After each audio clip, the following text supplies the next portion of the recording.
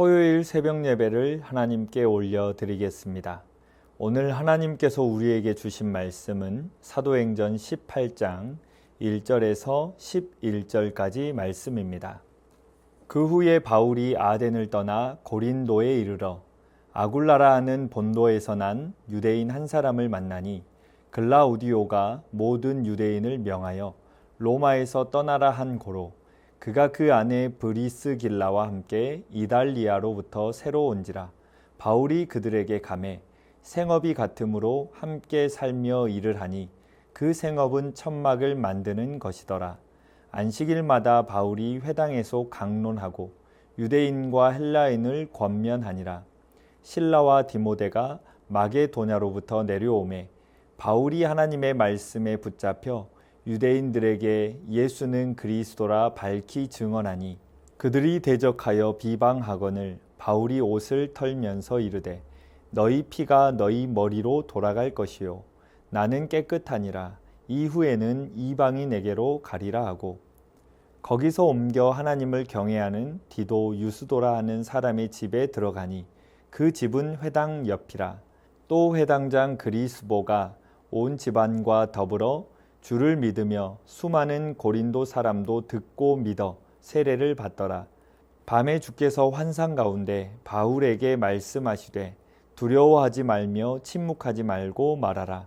내가 너와 함께 있음에 어떤 사람도 너를 대적하여 해롭게 할 자가 없을 것이니 이는 이 성중에 내 백성이 많음이라 하시더라. 1년 6개월을 머물며 그들 가운데서 하나님의 말씀을 가르치니라. 아멘. 아덴을 떠난 바울은 홀로 고린도에 도착합니다. 이곳에서 바울은 1년 6개월 동안 머물면서 그곳에서 복음을 전하고 가르칩니다. 고린도는 상업 중심지로 전형적인 세속 도시였습니다.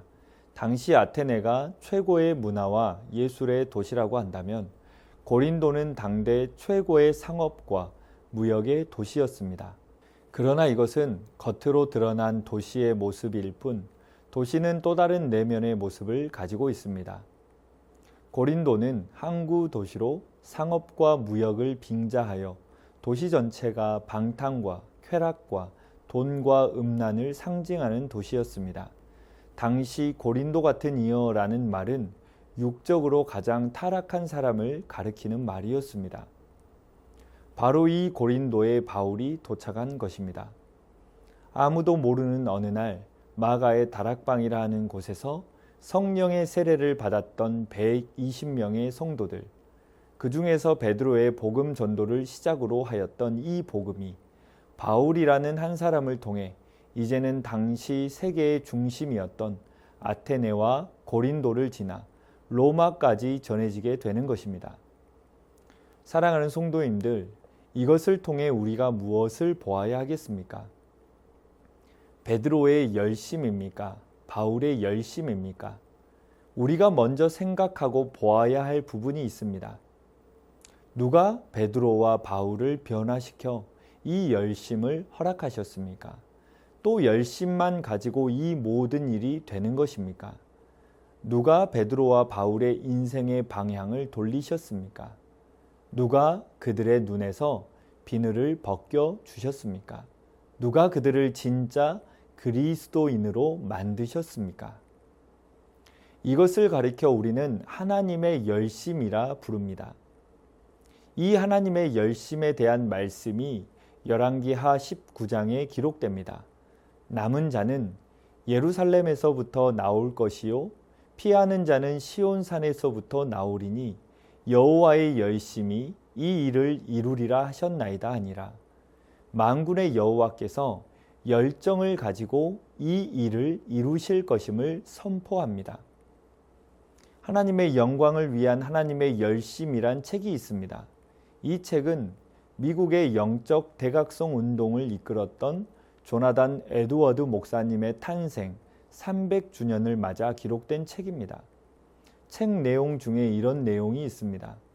하나님을 즐거워하는 것과 하나님을 영화롭게 하는 것은 나누어진 둘이 아니라 하나라는 것을 아는 것은 참으로 복된 발견입니다.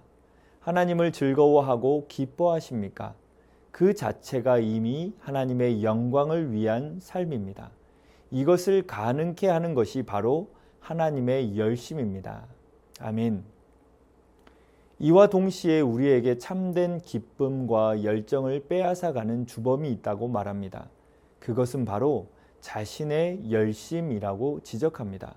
즉 오늘날 소위 헌신된 사람들의 싸움은 하나님의 열심으로 할 것인가 아니면 자신의 열심으로 할 것인가의 싸움이라는 것입니다. 하나님의 열심은 사실 나에게서 나오는 마음이 아닙니다. 이것은 우리 안에 성령께서 주시는 마음입니다. 하나님께서는 그렇게 바울을 만져가기 시작합니다. 바울 자신의 열심이 아닌 하나님의 열심으로 인도하십니다. 이처럼 자신의 열심으로 사는 자들이 아닌 하나님의 열심 가운데 사는 자들에게 하나님께서 주시는 축복이 있습니다. 씨를 뿌리는 농부는 반드시 열매를 얻습니다. 그런데 농부는 생존만이 아니라 일한 보람과 행복을 얻게 되며 부차적으로 튼튼한 몸도 얻게 되는 것입니다. 이와 마찬가지로 하나님께서도 하나님의 열심으로 사는 자들에게 오늘 본문을 통해 주시는 그 복을 알 수 있습니다.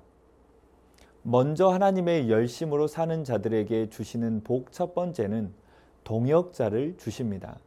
인생길은 누구에게나 외롭고 힘든 여정입니다. 인생길에서 좋은 동역자를 만나는 것은 참으로 행복한 일입니다. 바울은 복음 증거의 사명을 감당할 때 동역자들을 얻었습니다. 바울은 아덴을 떠나 고린도에 이르러 아굴라를 만났습니다. 그의 아내 브리스길라 역시 바울의 동역자가 되었습니다. 이 부부는 바울에게 힘을 북돋아 준 인생의 동역자가 되었습니다. 이들은 본도 출신으로 생계를 위해 로마에 거주했던 디아스포라 유대인입니다. 하지만 글라우디오 황제가 로마에서 문제를 일으킨 유대인들을 추방하는 칙령을 내리는 바람에 쫓겨 고린도로 건너오게 된 이들입니다. 이들은 이미 복음을 믿고 있던 그리스도인이었습니다. 바울은 이들과 함께 천막 만드는 일로 생업이 같아 함께 지내며 협력하게 됩니다. 바울은 평일에 이들과 함께 일했고 안식일이 되면 회당을 찾아 동족 유대인과 헬라인들에게 복음을 전하였습니다. 또한 하나님께서는 실라와 디모데도 동역자로 만나게 하셨습니다. 이 두 사람의 합류는 여러모로 노동과 사역에 지친 바울에게 큰 위로와 힘이 되었습니다. 이 두 사람을 만나기 전까지 바울은 고린도에서 모든 궁핍과 환난 가운데 있었다고 고린도 전서에 기록됩니다. 이들의 도움을 통해 바울은 오직 말씀을 전하는 일에만 힘쓸 수 있었다고 합니다. 또한 실라와 디모데는 바울에게 기쁜 소식도 가져왔습니다. 데살로니가 교회 사람들의 믿음이 마게도냐뿐만 아니라 아가야까지 본이 되었다는 소식을 듣게 됩니다. 이처럼 하나님께서는 하나님의 열심으로 사는 자들을 홀로 두지 않으십니다. 바울은 동역자들과의 만남을 통해 큰 위로와 힘을 얻어 더욱 담대히 복음을 전한 것입니다. 외로운 인생길에 친구를 얻는 것만도 행복한 일인데 같은 일을 하며 복음 증거의 사명을 함께하는 동역자가 있다는 것은 매우 행복한 일입니다. 복음 증거자는 동역자로 인해 외롭지 않은 길을 걸어갈 수 있습니다. 또한 하나님의 열심으로 사는 자들에게 주시는 복 두 번째는 회심자를 주십니다. 복음 증거자에게 가장 영광스러운 일은 구원의 열매, 곧 회심자들입니다. 바울은 적대자들의 회방으로 인해 고통을 받았지만 가는 곳마다 회심자들이 생겨 나타났습니다. 바울은 그리스 사람인 유스도 집에 유숙했습니다. 이때 유스도가 주님을 고백하게 되고 이로 인해 옆집에 있던 회당장인 그리스보와 그 온 집안 사람들까지 모두 주님을 영접하게 됩니다. 영혼 구원의 열매까지 얻게 된 것입니다. 하나님의 열심으로 사는 바울은 수많은 회심자를 얻었습니다. 회심자들은 사명자에게 큰 기쁨이자 면류관과 같은 열매입니다. 이러한 열매를 얻을 때 복음 증거자들은 보람을 느낍니다. 하나님께서는 주님의 길을 걷는 자들에게 귀한 열매를 주시는 분이신 줄 믿습니다. 마지막으로 하나님의 열심으로 사는 자들에게 주시는 복은 하나님께서 친히 동행하십니다. 바울이 복음을 증거할 때 하나님께서 그의 길을 인도해 주셨습니다. 하나님께서는 하나님의 사명을 감당하는 자들의 인생길을 여시고 인도하십니다. 바울은 밤의 환상 가운데 말씀을 들었습니다. 9절과 10절입니다. 밤에 주께서 환상 가운데 바울에게 말씀하시되 두려워하지 말며 침묵하지 말고 말하라. 내가 너와 함께 있음에. 두려워 말며 잠잠하지 말고 말하라. 이 말씀은 바울에게 하나님이 함께 하심으로 해할 자가 없다는 확신을 갖게 했습니다. 바울은 이 말씀을 믿고 1년 6개월 동안 고린도에서 하나님의 말씀을 가르쳤습니다. 복음 증거자에게는 하나님의 동행하심이 따릅니다. 이는 복음 증거자가 받는 축복 중 하나입니다. 세상의 주관자이신 하나님과의 동행은 우리가 영광 중에 보호받으며 인도함을 받는다는 의미입니다. 이것은 인생이 누릴 수 있는 최고의 복입니다. 하나님께서는 하나님의 열심으로 사는 자들과 함께 하시며 인도해 주십니다. 감당할 수 있는 능력과 지혜를 주십니다. 사랑하는 성도님들, 이처럼 하나님의 열심으로 사는 자들에게 하나님께서는 귀한 인생의 동역자를 주십니다.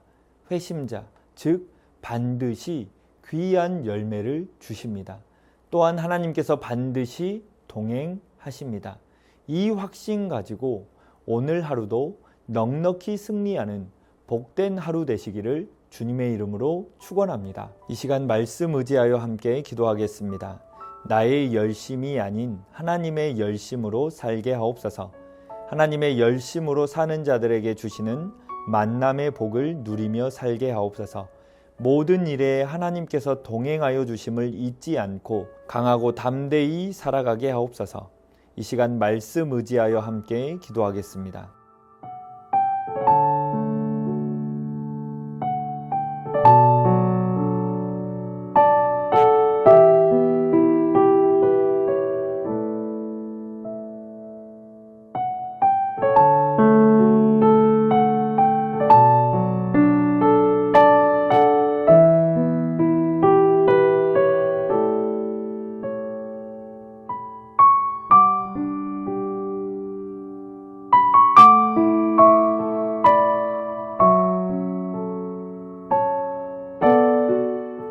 계속해서 나라와 민족 위하여 함께 기도하겠습니다.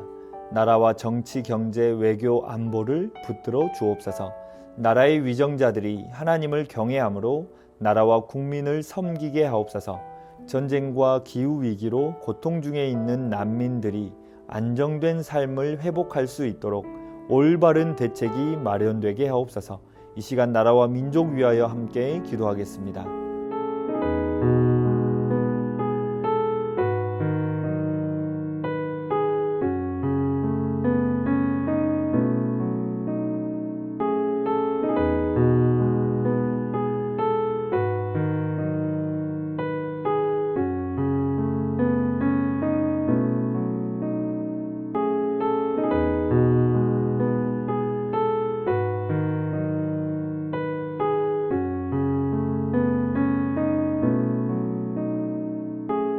계속해서 교회를 위하여 함께 기도하겠습니다. 구원의 은혜를 누리는 성도답게 오직 하나님만을 신뢰하며 신실한 예배자로 살게 하옵소서. 담임 목사님의 영육을 강건하게 하시고 새 힘을 더하여 주옵소서. 토요 전도팀 위에 복음의 열정과 능력으로 함께 하옵소서. 이 시간 교회를 위하여 함께 기도하겠습니다.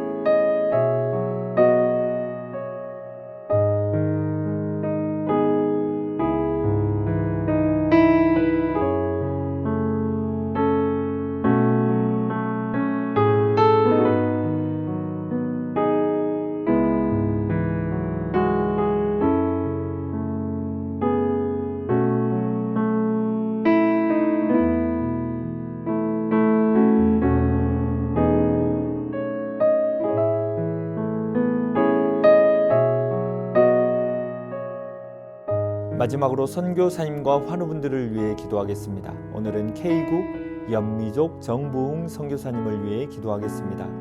현지 언어 공부에 지혜와 총명을 더하여 주옵소서.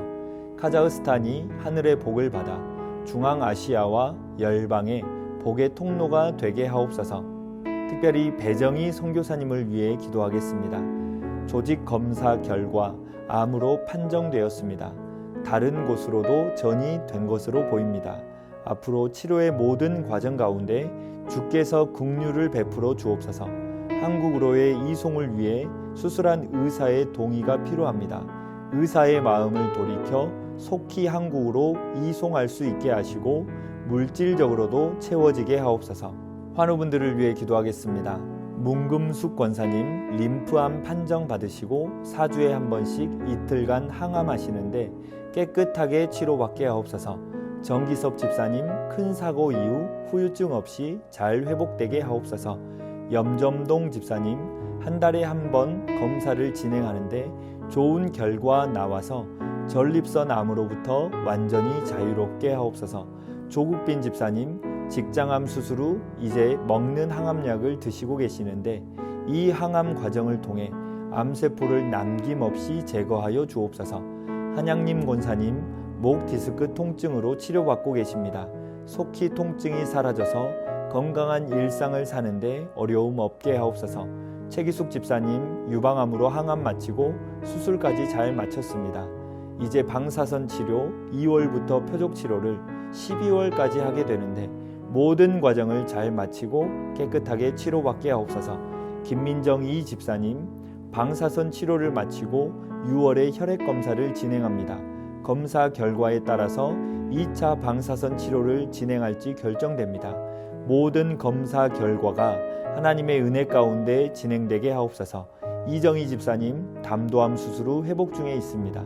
완치까지 선하게 인도하여 주옵소서. 이용님 성도님 등에 생긴 종양 치료를 위해 항암 시작했습니다.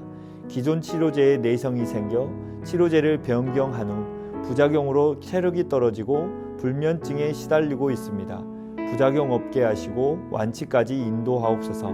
권호승 권사님 계속되는 항암 가운데 잘 견뎌낼 수 있는 체력 주시고 깨끗하게 회복시켜 주셔서 항암 없이 잘 회복되게 하옵소서.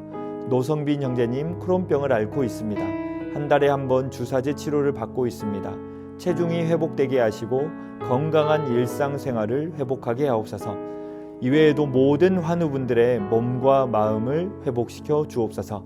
이 시간 선교사님과 환우분들을 위해 기도한 후 개인 기도하겠습니다.